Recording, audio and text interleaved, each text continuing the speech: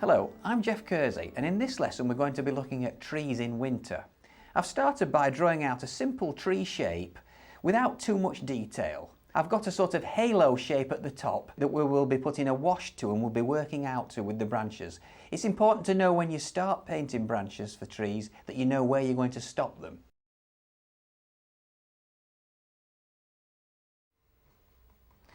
And I'm going to mix first of all a light brown. I've got to try and make the trunk look rounded and cylindrical by having a light and a dark side.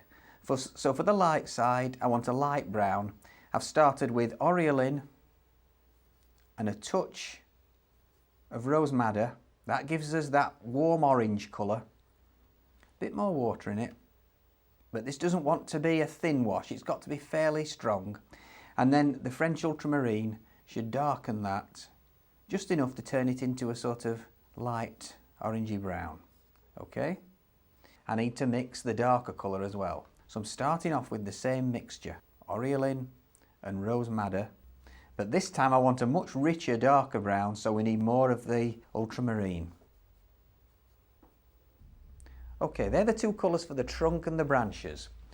Before we put them on, we need to put a sort of soft shape for the top of the tree. And I'm going to take a bit of that colour I just mixed, that light brown, move it into another area of the palette and add more water to it.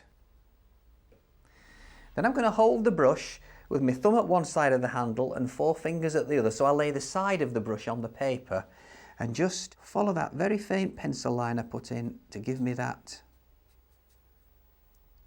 overall tree shape. Try and skim the brush lightly over the surface so you leave a few gaps. Don't fill it in too much. And when that's done, you need to leave it to dry. So I'm now going to get the large brush and take that lighter brown mix. I'm going to have the light coming from the left-hand side so that the left-hand side of the trunk has got the lighter colour on. And paint this colour over the whole of the trunk. As soon as you've done that, and don't pause to wash the brush out, as soon as you've done it, dip your brush straight in the darker colour and introduce that on the right hand side, the darker side of the trunk. Use the tip of the brush so you've got more control. And as we get further up where this starts to thin out to branches, we're going to go virtually to all the dark brown.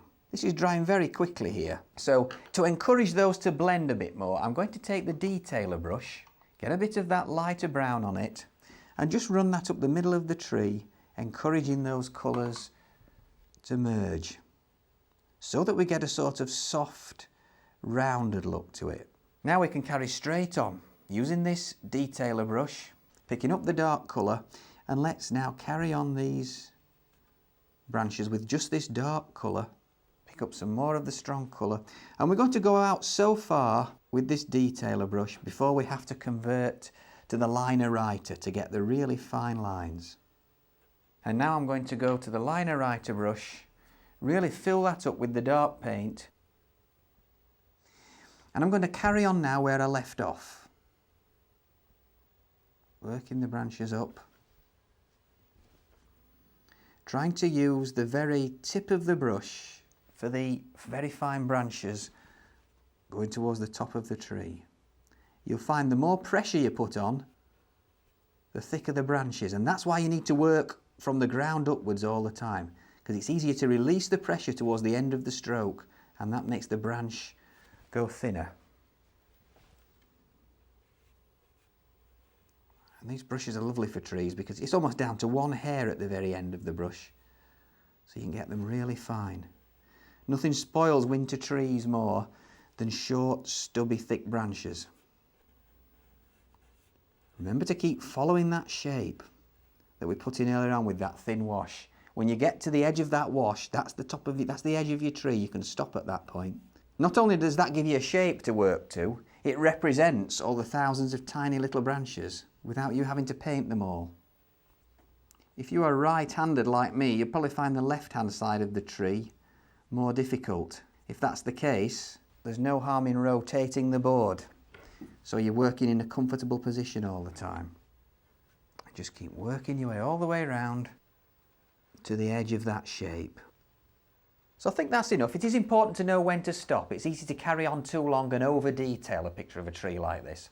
So just to finish it off now, I'm taking the detailer brush, and I've got that dark brown that I used on the branches, and I'm adding a touch of water to it to just slightly pale it. And as the light's coming from the left, we'll just create a shadow, just to make the tree look like it's really stood there. We'll just create a shadow coming from the right hand side. Keep it quite fine so it looks like there's a shadow from all the fine branch work. And run the dark colour from the tree into the base of the shadow. And that's finished.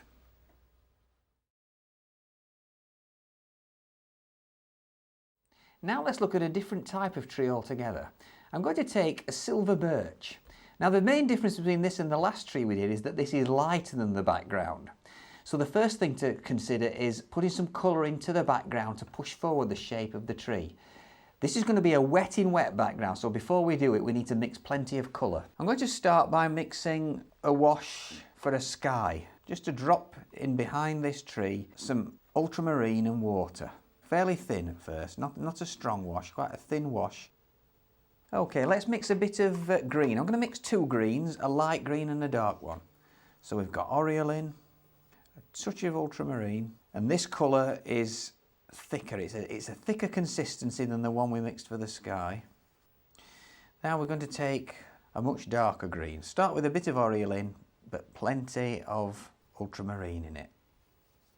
I'm now going to mix two browns, a light brown with Oriolin and rose madder to create that orange colour, and then darkening it with the ultramarine. And then a nice dark brown, which starts with the same mixture, and then a real good brush full of ultramarine into that, and a bit more. Now I've drawn this simple scene out. I've drawn the tree in and a little horizontal line at the back of it to represent where the foreground meets the distance. And I'm going to start by wetting the whole of the sky area with clean water, taking care to not put any water on the tree. Using the very point of the brush. Because you're painting around this shape, it takes a bit longer to put the background in, so use plenty of water so that it stays wet for long enough. Now straight away, a good brushful of that blue wash, and let's bring that in.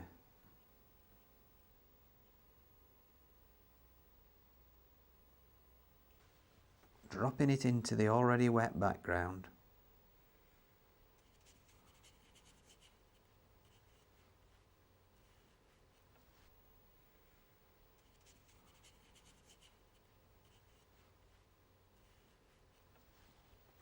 Because the tree's dry paper, if you're careful about how accurately you put the paint down, then it stays away from the tree. It won't run into it. That's going to be very important later on, that the tree has a background of white paper.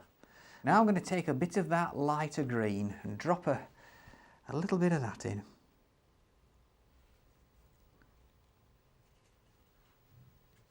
Across the middle of the picture.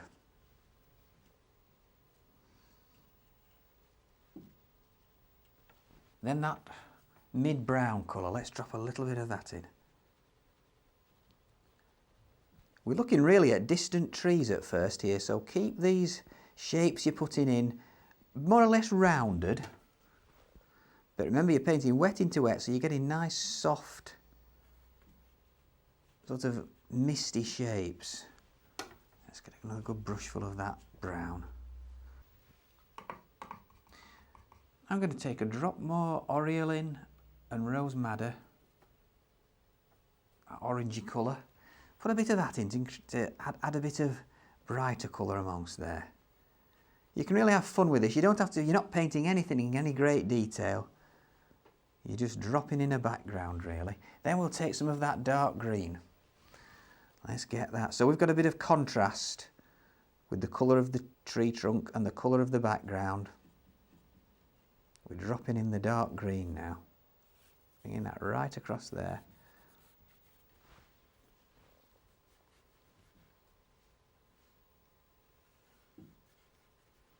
Now the brown. Let's get some of that brown in.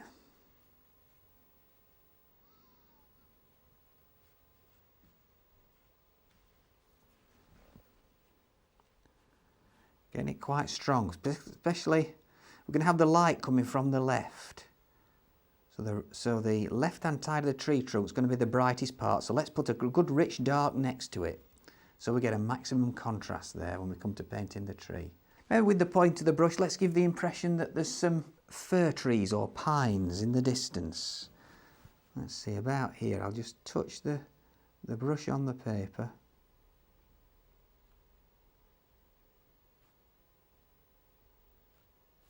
Bringing that down. Maybe another one, not quite as high as that one.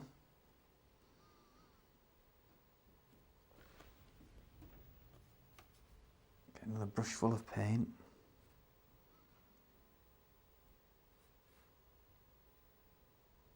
Very tip of the brush for the top of that tree.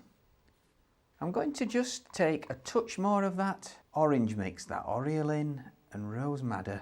Just drop a little bit of light in under those pine trees. Just so that it increases the illusion that they're further back than that they're behind it. Now I'm just going to leave that to dry for a while, but I'm not going to wait till it's totally dry. I want it to be just at that stage where the shine is starting to go off the paper.